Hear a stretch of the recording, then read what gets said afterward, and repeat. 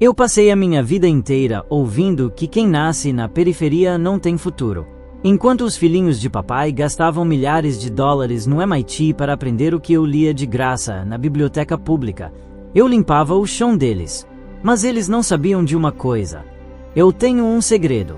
Um segredo que deixaria o professor mais renomado daquela faculdade de joelhos. Só que o meu maior inimigo não era a matemática. Era o meu próprio passado. E se eu não controlasse a minha raiva, o meu destino seria apodrecer numa cela de prisão. Tudo começou no famoso Instituto de Tecnologia de Massachusetts, o MIT. Meu trabalho lá era simples: fregar o chão, esvaziar as lixeiras e manter os corredores limpos. Para todo mundo, eu era só mais um invisível de uniforme. Até que um dia, o professor Geraldi, um cara que se acha o dono da verdade, decidiu lançar um desafio para os alunos dele. Ele escreveu um problema de matemática bizarramente difícil no quadro do corredor. O cara inflou o peito e disse que quem resolvesse teria o nome gravado em letras douradas na história da universidade. Deu até o final do semestre de prazo. Patético. Quando o corredor esvaziou, eu parei com a minha vassoura e olhei para aquela equação. Para os alunos, aquilo era um monstro de 7 cabeças. Para mim, era quase uma piada. Naquela mesma noite, fui para casa e comecei a rabiscar os cálculos no espelho do meu banheiro, só para passar o tempo. No dia seguinte, cheguei cedo, peguei um giz, discretamente, deixei a resposta exata no quadro. Resolvi em um dia o que eles não fariam em meses. Mas eu não dou a mínima para a fama deles. Meu negócio era outro: sair com meus amigos, beber e viver a vida do meu jeito. Só que eu tenho pavio curto.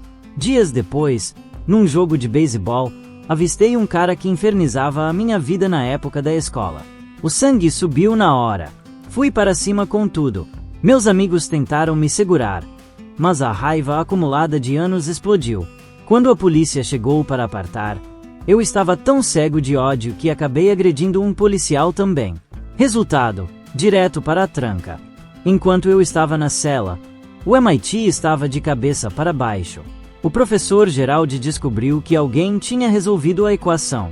Ele foi atrás dos alunos mais inteligentes, mas todo mundo negou. O cara estava intrigado. Na aula seguinte, com a sala lotada, ele implorou para o gênio misterioso se apresentar. Ninguém se mexeu. Para provocar, o professor apagou o quadro e escreveu um novo problema. Só que esse era diferente. Ele avisou que tinha levado 2 anos para conseguir solucionar aquela equação e duvidava que o tal gênio conseguisse de novo. Eu paguei minha pena temporária e voltei para o trabalho de faxina. Quando passei pelo corredor e vi aquele desafio arrogante, não resisti. Peguei o giz e comecei a resolver ali mesmo. Só que, no meio do processo, o professor Geraldi saiu da sala e me pegou no flagra. Ele achou que eu era só um faxineiro pichando o quadro dele e gritou comigo. Fiquei nervoso, larguei o giz e saí correndo. Mas quando ele olhou para o quadro, o queixo dele caiu. Eu tinha resolvido em minutos uma equação que levou 2 anos da vida dele. Naquele instante, ele finalmente entendeu quem era o gênio misterioso. Naquela noite, fui para um bar com os meus parças. Meu amigo Chunky, querendo impressionar umas garotas de Harvard, começou a mentir dizendo que também estudava lá e que era um gênio da história. Um Mauricinho de verdade percebeu a mentira e começou a fazer perguntas ultra complexas só para humilhar o Chunky. Meu amigo travou. Eu não suporto ver ninguém pisar nos meus amigos. Entrei no meio do debate e jantei o cara vivo. Eu tenho memória fotográfica. Tudo o que eu leio, eu gravo. Destruí os argumentos dele e ainda mandei a real. Você gasta $150 mil numa faculdade para ter uma educação que poderia conseguir por $1,50 em atraso na biblioteca pública. O cara saiu de rabo entre as pernas. Uma das garotas, a Schiller, ficou tão impressionada que veio falar comigo e me deu o número de telefone dela. Enquanto isso, minha situação legal azedou. Eu fui a julgamento pela briga com o policial. Tentei usar minha lábia para me defender, mas o juiz puxou minha capivara. Histórico de roubo, briga, agressão. Ele não quis saber e me mandou para a prisão. com uma fiança impagável de $50 mil. Foi aí que o professor Geraldi apareceu na minha cela com uma proposta de resgate. Ele conversou com o juiz e pagaria minha fiança, mas com duas condições. Primeiro, eu teria que estudar matemática avançada com ele. Segundo, eu teria que fazer terapia. Eu achei uma piada, mas entre a terapia e a cadeia, escolhi a terapia. Estudar com o Geraldi era moleza. O cara ficava babando no meu talento. Mas a terapia... eu odiava. Eu fazia questão de destruir os psicólogos. Antes das sessões, eu lia os livros que eles mesmos tinham escrito e usava as teorias deles para zombar e deixá-los constrangidos. Nenhum durava uma sessão comigo.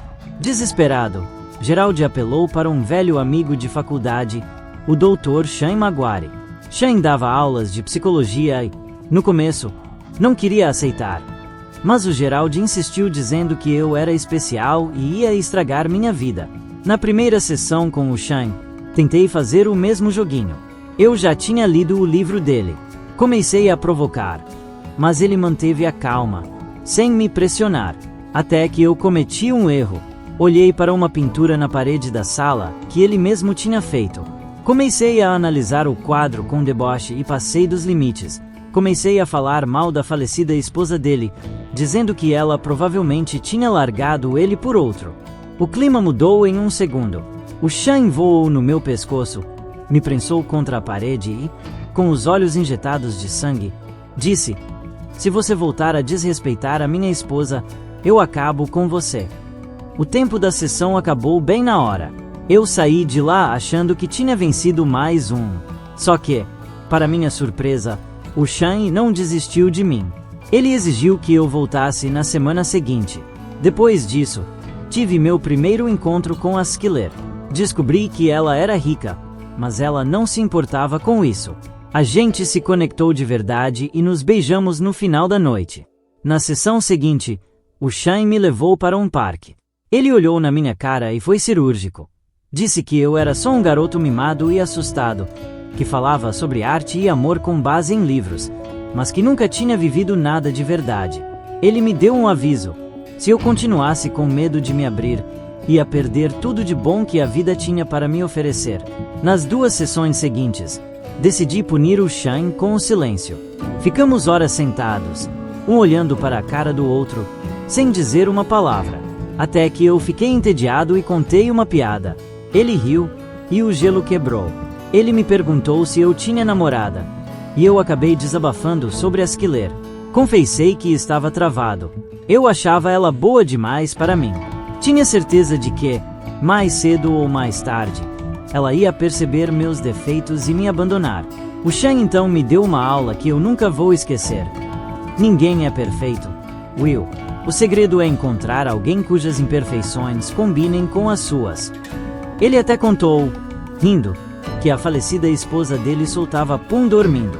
Ali eu percebi que o Shane era diferente de todos os outros. Ele era real. Segui o conselho dele e fui ver a Skiller.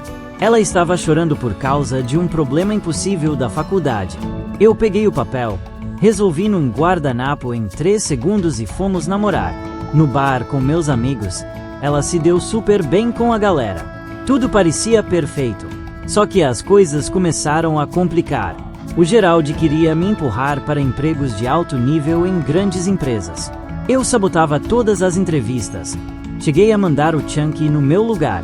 Eu não queria aquela vida corporativa.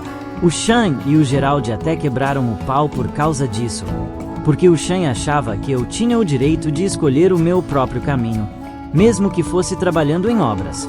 O estupim foi quando a Skiller me convidou para ir para a Califórnia com ela. Eu surtei. O medo de ser rejeitado me cegou. Ela jogou na minha cara que eu mentia sobre o meu passado. Eu tinha dito que tinha 12 irmãos para esconder a verdade. Quando a mentira caiu, eu desabafei com ódio. Contei que era órfão, que fui jogado de abrigo em abrigo e que era espancado na infância. Ela chorou. Tentou me abraçar e disse que me amava, mas eu a empurrei. Menti olhando nos olhos dela dizendo que não a amava e fui embora, deixando-a sozinha. Eu estava destruído. Skiller foi embora para a Califórnia. Eu disse ao Chunky que nós continuaríamos trabalhando na construção civil para sempre, que ali era nosso lugar. Foi aí que o Chunky me deu um choque de realidade. Ele olhou para mim e disse: Will, se daqui a 10 anos você ainda estiver morando aqui e trabalhando nessa obra, eu te mato. Meu único sonho é bater na sua porta de manhã e você não estar lá. Você recebeu um bilhete de loteria premiado e está com preguiça de resgatar. Na sessão seguinte com o Shane, o clima estava pesado. O Gerald tinha acabado de sair da sala, depois de humilhar o Shane. O Shane então pegou a minha ficha e me mostrou fotos do meu corpo quando eu era criança. Marcas de cigarro, cicatrizes de espancamento do meu pai adotivo. Ele me contou que o pai dele também era alcoólatra e batia nele. Eu olhava para aquelas fotos tentando desviar o olhar. Foi quando o Shane guardou a pasta, caminhou até mim, me olhou nos olhos e disse: Não é sua culpa. Eu respondi que sabia, mas ele repetiu, dando um passo à frente: Não é sua culpa, Will. Eu comecei a ficar desconfortável, mandei ele parar, mas ele continuou se aproximando, repetindo aquela frase como um mantra: Não foi sua culpa. A armadura que eu construí a minha vida inteira para me proteger começou a rachar. O peso daqueles anos de abuso desabou de uma vez só. Eu tentei empurrar o Shane, mas não aguentei. Eu desabei no choro. Chorei como nunca tinha chorado na vida, abraçado ao único cara que realmente me enxergou. Naquele momento, eu finalmente deixei o passado para trás. Depois daquela catarse, as coisas mudaram. Eu aceitei um dos empregos que o Gerald tinha arrumado. Minha terapia tinha terminado. Me despedi do Shane com um abraço, e ele me disse que as portas sempre estariam abertas. Ele também estava de partida, ia viajar pelo mundo. No meu aniversário de 21 anos, meus amigos fizeram uma vaquinha e me deram um carro de presente. Não era um carro zero, mas era o carro mais lindo do mundo porque vinha das pessoas que mais me amavam. No dia seguinte, o Chunky passou na minha casa de manhã, como sempre fazia. Ele estacionou, caminhou até a varanda e bateu na porta. Ninguém respondeu. Ele olhou pela janela e viu a casa vazia. Naquele momento, o Chunky não ficou bravo. Ele abriu um sorriso gigante. Ele sabia que o desejo dele tinha se realizado. Eu não fui para o emprego de terno e gravata. Deixei uma carta na caixa de correio do Shane dizendo: Se o Gerald ligar, diga que eu fui ver uma garota. Peguei a estrada, acelerei o carro que meus amigos me deram e fui direto para a Califórnia atrás da Skiller. Eu passei a vida inteira fugindo por medo de me machucar, mas finalmente descobri que o maior erro não é falhar, é ter medo de tentar ser feliz.